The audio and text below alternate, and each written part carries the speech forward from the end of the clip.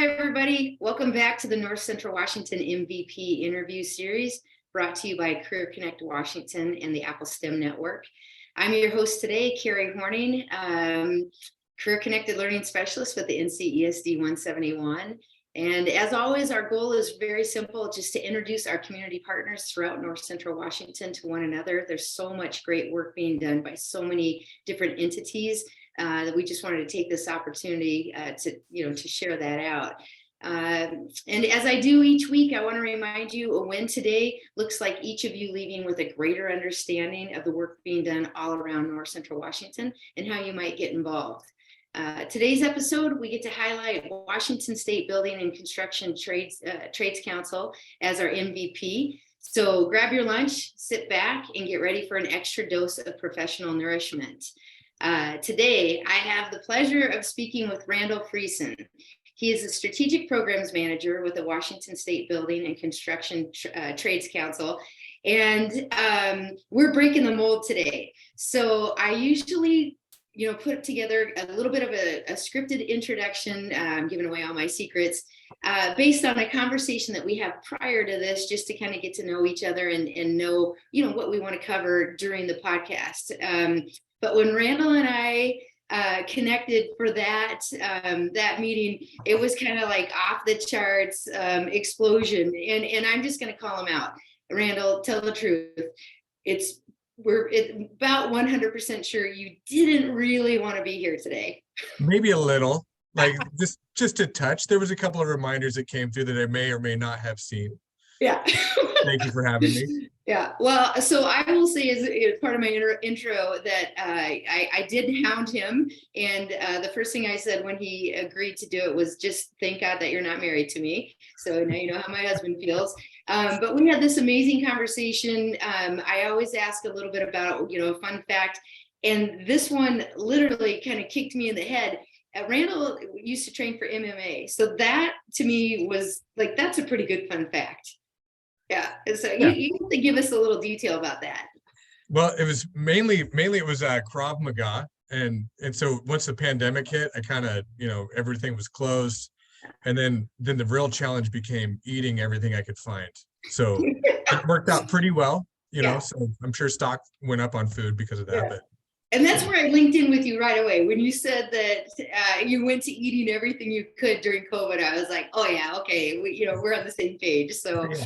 I know some people think of the COVID-19 in terms of weight gain, and we definitely were symbiotic in that. So good. Well, there's a million things I could say about our introduction. It was a lot of fun, and literally where it usually just takes 15 or 20 minutes to kind of hash out what this is going to look like. I think Randall and I were on the phone for about an hour. So in terms of keeping this on time today, and staying within that half-hour time frame.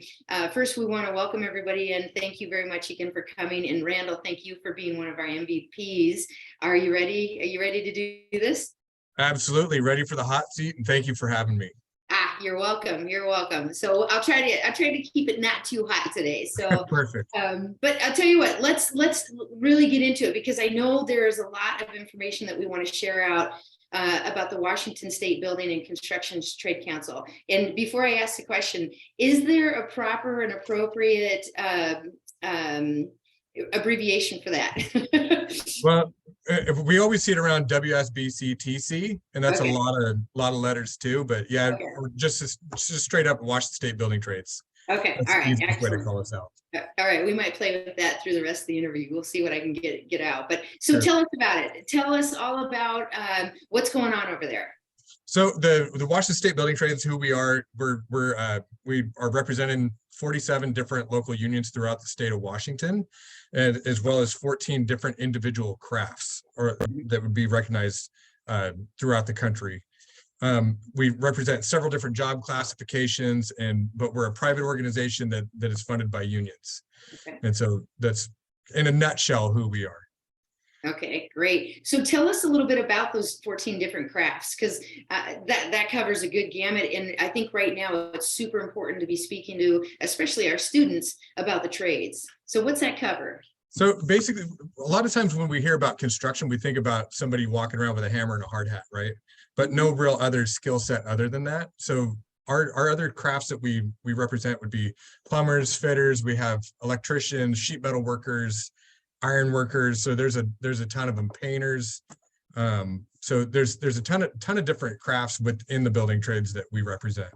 So when you think construction, it's not just a guy with a hammer and guy or gal, or however, that putting things together. So yeah, fair enough. Good. Okay. So within all of the trade council and who you're representing, there are also apprenticeship opportunities. And this is a terrific conversation to have, because we talked about some student and even some adult apprenticeship opportunities last week with AJAC. But what's that look like for the Wsb&Ctc? What did I get it right? Close, but we're going to keep working on it. That's fine. That's okay. You're doing good. You're doing good. The one day I didn't script it out. So, all right, so that's strike one. We'll just keep a little, silent note here. So, but awesome. Yeah. So, what does apprenticeship look like? So here at the building trades, we don't actually house any apprenticeship programs within the building trades as the council is concerned, but our affiliates do. So what that looks like is they are governed under a joint apprenticeship training committee, which is comprised of both employers and of labor representatives. So it's 50-50. It could be 8 people on the board. It could be 12 people. All the trades are slightly different. Mm-hmm. So when they administer training, it's a partnership between the employer and the JATC themselves, right? So comprise that. So we don't actually have an apprenticeship here, but we do represent those that do. And if you're interested in a program, we'd be more than happy to reach out and help make that connection. Great. And so when we're talking about, if you're interested, anybody who might be watching this video or on live with us, who is that? Who's that person? Yeah, it could be anybody. We're looking for, most of the programs are centered around folks over the age of 18 because for insurance reasons, whatever else, to be on a job site. Right. And that's the number one thing with an apprenticeship program is it starts with a job. So you're going to school and you're working at the same time. Okay. Great. So we talked a little bit too about there's a Career Connect Washington grant that helps kind of promote some of this apprenticeship awareness. Can you tell us some details on that? Yeah. So we just finished a CCW grant last year, and it was a round 6 funding, and basically it was all about apprenticeship pathways and awareness. And so we've seen for years that a lot of students are getting more kind of corralled towards college as an experience for the workplace. But what ends up happening is there wasn't as much awareness about our construction programs and what that looks like. And again, there's kind of a lack of understanding of what the apprenticeship in the trades looks like as far as job scopes and things like that, right? Like we covered earlier, just as far as different classifications and jobs in general. So, but that whole project was focused on bringing awareness to the K-12 and all workforce development areas statewide.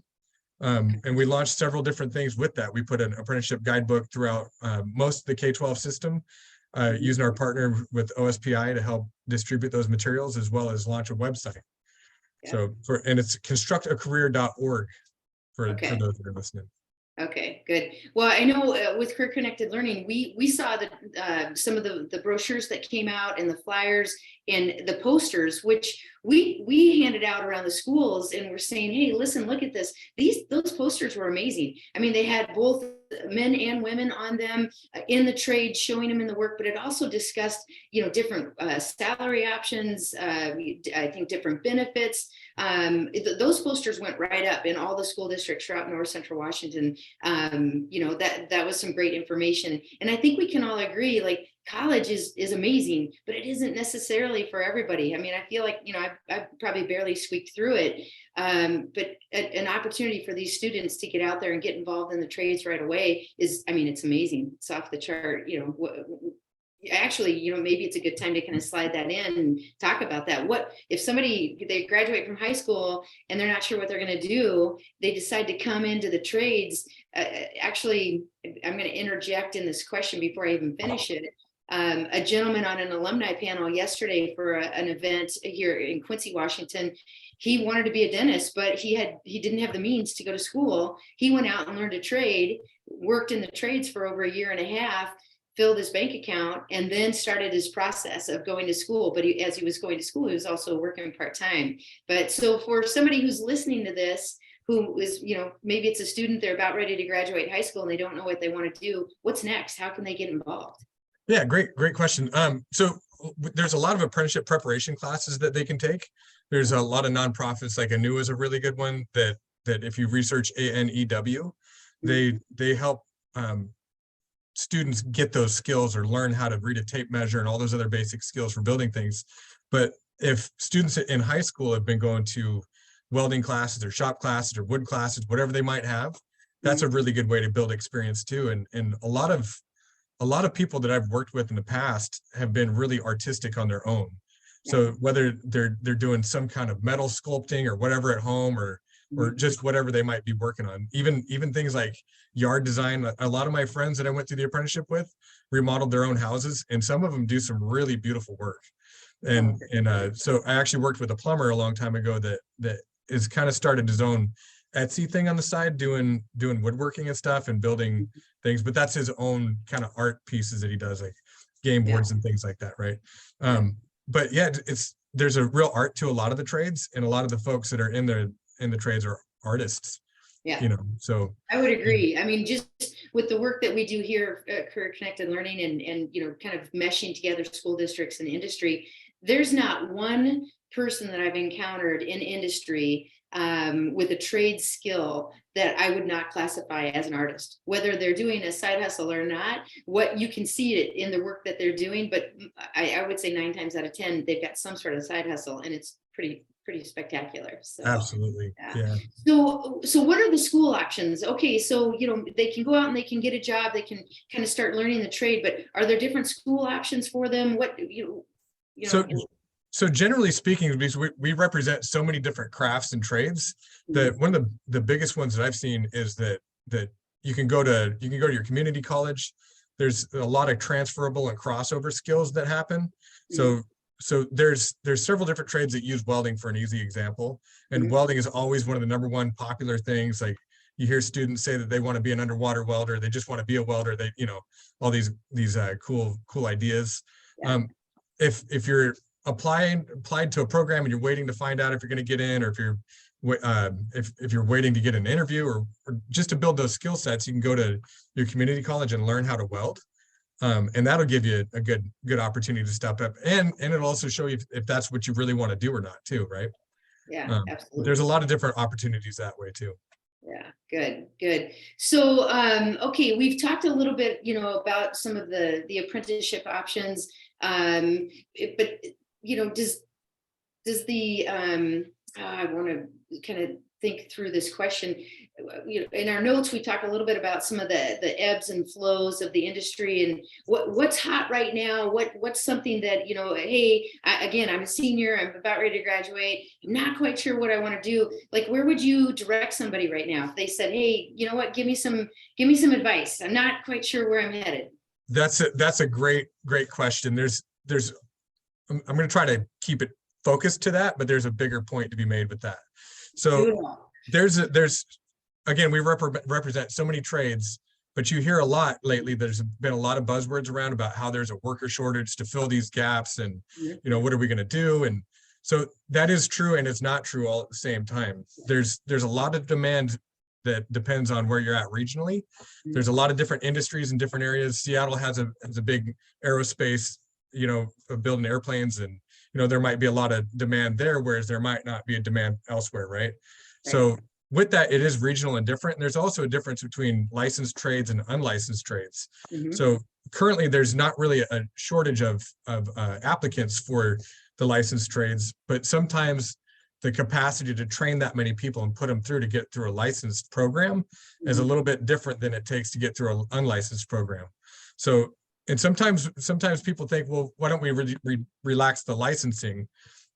That's not a good solution, because it comes down to public safety and health. Right. So those licenses exist for a reason, and it's just kind of ebbs and flows, and it depends on what the demand is at the moment. And so all those things are subject to change. Okay. But as far as somebody that's interested in getting into any program, the best way to do it is to look at what you're interested in and check out websites and resources like ours, the constructacareer.org website. and just do a little bit of research, a little bit of homework, reach out to me, and I can help direct you to a person that might be able to help you further. Perfect.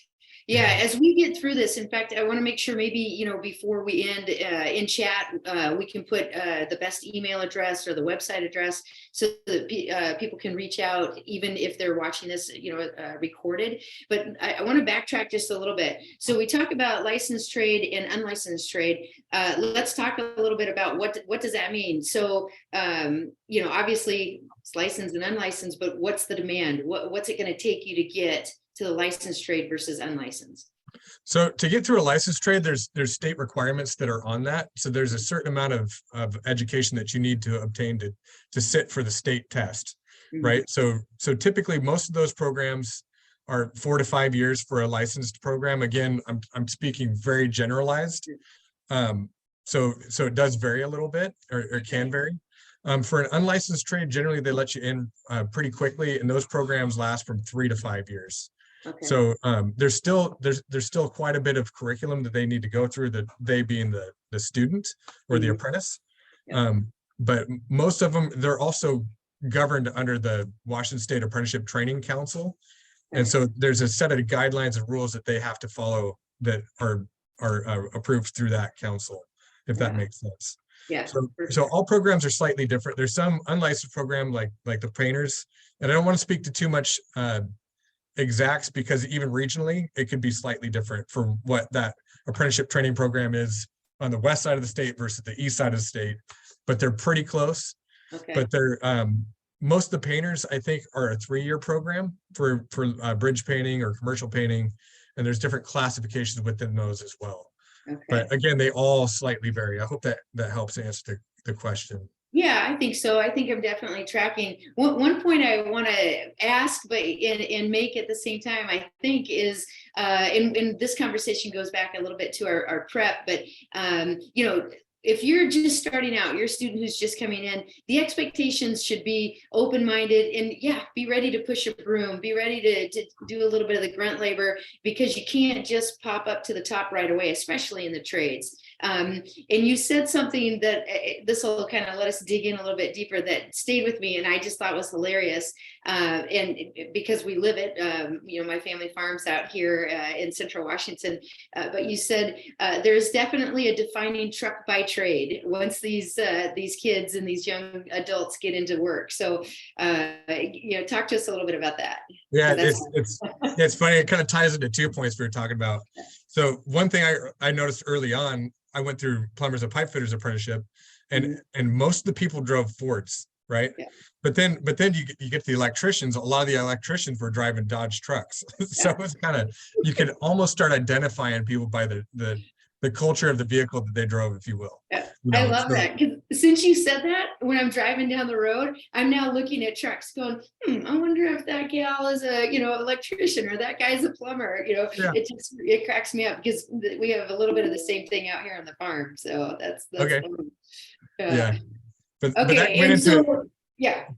That kind of went into our other point, though, when we were talking about it. It's like one of the soft skills that, actually, I don't know if you would want to call it a soft skill, and to me it's kind of nerdy, but I do enjoy personal finance and making sure that I have my ducks in a row, because when I was an apprentice, I didn't really know how to handle my finances. Yeah. And so I was one of those guys who would have to stand in line to cash my check on a Friday because I didn't have an account.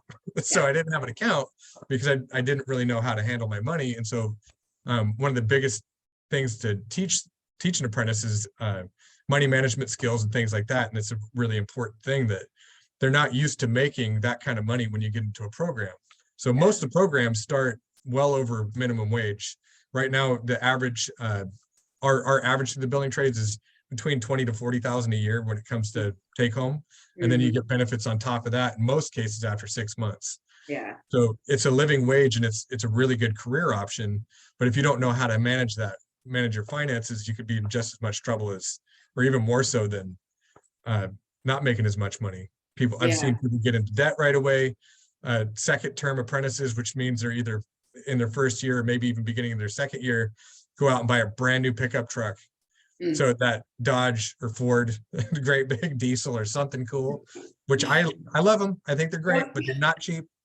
So Yeah, exactly. Well, not but you, cheap to buy and then not cheap to maintain, especially if you decide you need a lift kit and wheels and tires and, all that great stuff. you So, got to have those things, yeah, if but you're gonna have you a can have tractor. them. You just got to do it right. Yeah, exactly. So is there actually, and this is kind of going to put you on the spot, but is there actually a class that the apprentices go through on kind of that personal finance? Yeah, excellent question. So generally speaking, again, it's all different. Yeah. I know that my home local has personal finance classes, and they also have classes for retirement for the general membership that are journey level workers, right? So Yeah, that's we have all brilliant. that. Yeah, it's great. There's a lot of really good information. They actually go over your retirement with you, what your pension looks like. If you have a 401k, what that looks like. So a lot of our programs offer several different retirement accounts with them. And so again, generally speaking, they're all slightly different. Everybody has something a little bit different that they're doing, whether it be Excellent. annuities, 401ks, or be just pensions. Most programs have a state pension or a local pension, and then they'll have a national pension. And so most of them have 2 to 3 pensions. And then on top of that, IRAs or Yeah. 401ks, whatever else too. Yeah, and we're having this conversation, and I'm thinking at the base of this interview, we're really kind of focusing it on students. If it's a high school senior or whatever, maybe a young adult who hasn't quite found their way. So I think that's maybe a good question to add on to that. You talk about the different salaries, what they could be looking at making right off the bat, and then benefits. But what's again, generally speaking, what's a benefit package look like, and what does that actually mean? Ooh, that's a tough one. So Yeah. tough and easy at the same time, because again, there's such a wide range. Yeah. So a benefit package, you're going to have, journey level workers. I don't have my exact figures in front of me, Yeah. but just for easy numbers, you'd have $80 an hour would be a total package. So then the journey level workers probably making $60 an hour with a $20 an hour benefit package, right? So that includes, in most cases, your medical. So it's going to have your health and welfare stuff. You're going to have your pensions in there, insurance, obviously, and some have excellent medical that includes dental and eye as well. Yeah. And so there's a whole gamut of what that could be, but the majority of them have all those things, but some of them don't, right? So it's just really trade specific in what your trade offers. Yeah, no, I appreciate you answering that, because, and I have to admit, it was a little bit loaded question, but I really like to have anybody that I'm speaking with, whether it's an event or whether it's the MVP series, kind of talk about that. Because I'm going to just say it, in high school, I wasn't thinking about benefits, and I surely did not know what they were. I knew mom and dad were making sure we got to the dentist, or, I had the option to go to the doctor when I needed to. All those, I knew that was happening. I did not know what that meant. And I certainly didn't know what it was going to mean to me outside of, graduating from high school or college. So the benefit package really does add to the bottom line of their salary. And I think, because it's not monetized often, they're like, oh yeah, I get benefits too, but they really don't understand the value there. So Yeah, I love to hear you talk about it. And what a good benefit is, right? So sometimes we don't pay anything out of pocket, from my own personal experience. So for my medical is covered. I don't have copays until I go to the doctor. So I don't have to pay $250 a month or copay my premiums with my job, right? That's the way that works for most programs as well. Yeah, which is amazing. And honestly, I think until you have to go to the doctor and realize what it takes, you can't really appreciate how good that's can be. So that's awesome. Well, You're absolutely right. I feel like we should back up a little bit, in terms of the conversation, because we kind of I got a little bit ahead, just because I know some of the messages that I like for the students to hear. But if they're interested in some sort of an apprenticeship, what's that preparation look like? And we're talking about soft skills, we're talking about salaries and benefits, but let's back up just a couple steps. What kind of preparation, should they be thinking about? Again, high school senior, young adult, et cetera. Yeah, great. So basically, there's a lot of programs that we've been working with the schools trying to get an apprenticeship preparation program together. And for any of the educators that are listening, if you're interested in getting an apprenticeship preparation class together at your school, we can help set you up with a JTC that could be state recognized by the Washington State Apprenticeship Training Council. So that would be a really good way, if that exists in your school already, is to have a student go through a program like that. And then once they turn 18, that they can actually start applying. So in some cases at 17, but they have to be 18 before they hit the job site. But any kind of classes that teaches students to work with their hands, and the woods classes, metals classes, all those things help. Having a job right out of high school while you're waiting to get into a program, that's really helpful to actually have work experience.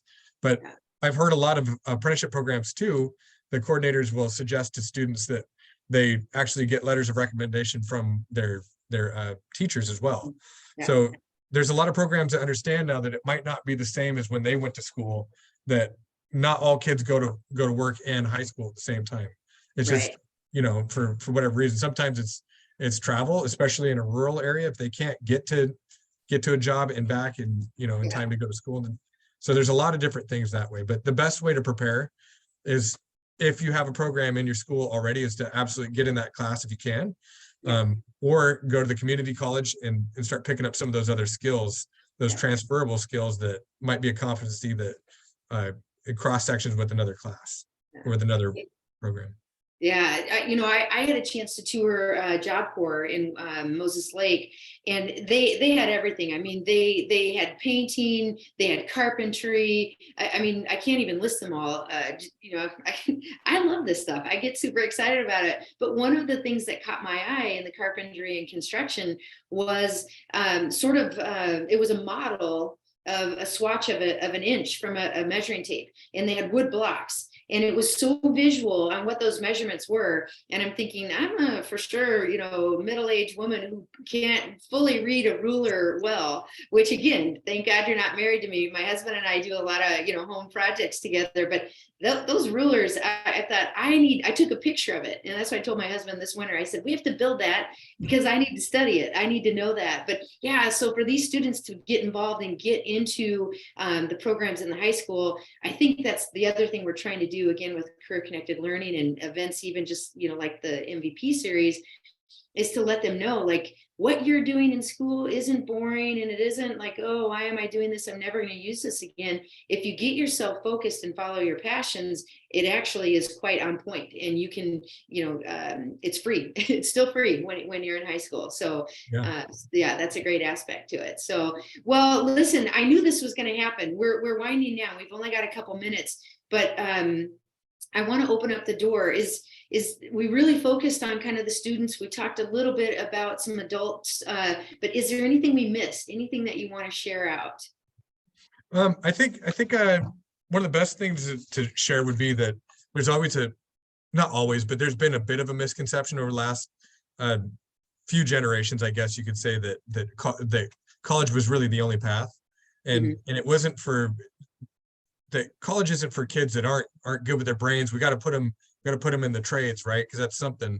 And I was really trying to reflect and trying to think of a way to really phrase that to where it makes a little bit better sense. Like I think that a lot of the reason that's happened is that all these students went to college and became teachers and stuff, and it's not necessarily on purpose, right? I think that it's just a lack of understanding and knowing what the trades are and seeing what they are. And I'm excited to see this big change and to see all the support that we're getting.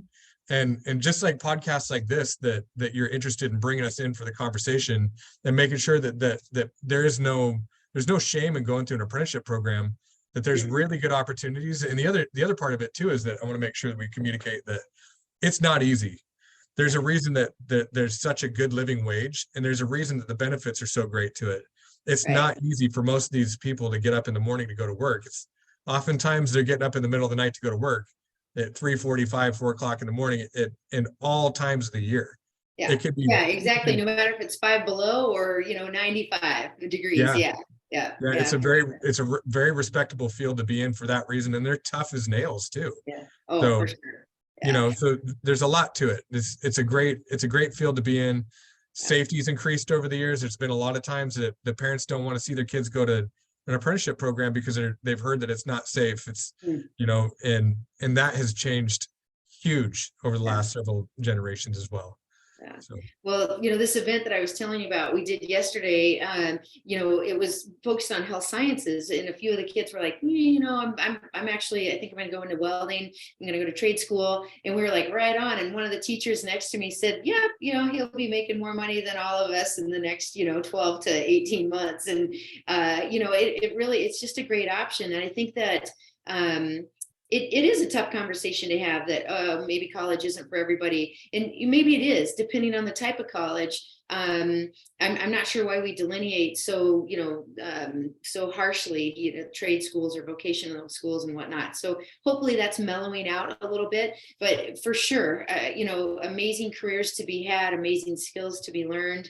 And I, like I said, I just appreciate you going ahead and letting me twist your arm and getting you on here so we can share that message out with the students. So thank you very much. And the teachers, I mean, the educators, we, again, you know, we distribute this all across the board. So it's not just students, but oftentimes, you know, this can be used as a tool in the classrooms for the teachers with their students. So I appreciate you kind of, I'm not even sure we meant to take that direction, but it just seemed to kind of go that way. So thank you for allowing that. Well, I'm very, very happy to be here. And we'll make sure we share out the constructacareer.org, and on the contact us feature at the back of the back of the website. If you send an email, it'll come to us and I can help answer those questions, any questions you might have. Perfect. So you know what I do when we finish, and we probably better get rolling here pretty quickly just to be respectful of everybody's time, but I always kind of, you know, sync this up. I'm going to link it and I'm going to email it out to all of our contacts. And then at that point, maybe you and I, before I send it out, go ahead and send me the links, and we'll make sure that all of the contact information that's necessary is in that one email that also hosts the link to this recording. And I think that'll make it, you know, really easy for, you know, for our guests and everybody checking in. So, well, listen, you know, we were just saying Super Bowl weekend, go. Well, no, it isn't. It's next weekend, right? Yeah, I think is it coming up this week? I don't even, you know, I'm going to stop talking. I'm not saying it. It is this weekend. I think it is this weekend. But I think it's you're Sunday, yeah. The Green Bay Packer fan, right? So we don't have any skins in the game. We just like the game, right? Yeah, exactly. Yeah. All right. Well, awesome. Well, listen, have a great weekend. Thank you so much for, you know, jumping in here with us. I appreciate that. It's been a pleasure to get to know you and to work with you, and I look forward to doing that some more. And then everybody, thanks for joining us. We'll see you back here next week with the NCW MVP. So have a great day. Thank you.